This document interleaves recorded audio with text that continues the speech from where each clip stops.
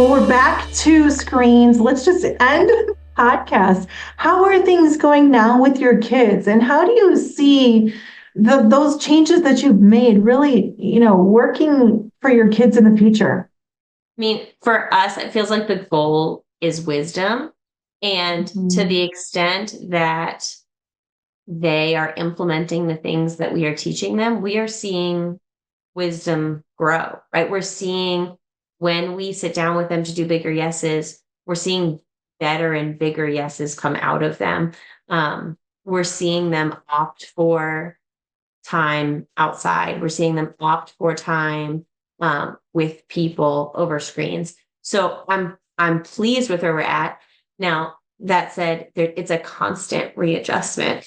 It's a constant readjustment. And now that they are starting to get older, we're getting into the place where screens are playing a role in some of their hobbies, right? We have several that are super interested in graphic design and graphic art. And that's not the same as mindlessly scrolling. And so we're having to enter kind of this new conversation of balancing real hobbies and skills that involve screens with screen time being a different thing. And so there's things that we're growing and learning in all the time. Yeah, I mean, the same thing holds true with ways in which we connect as a family that involve devices in our home.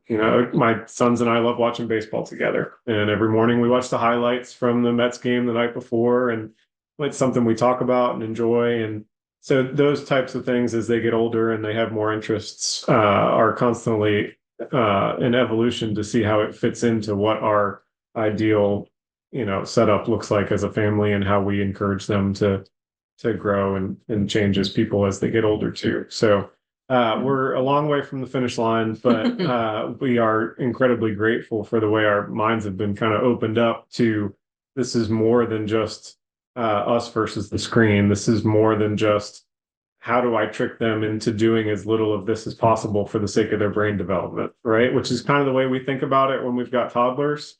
And it's so much more than that, because it can be part of the holistic parenting journey of teaching them how to be productive adults who love Jesus and want to do more than just sit on the couch all day long. Yeah, that's really well said. Because let me tell you, everybody, there's a day when they go to college. Yes. And that phone is under their pillow because they're up on a bunk and they use it for their alarm, and then you're like, well, Yep.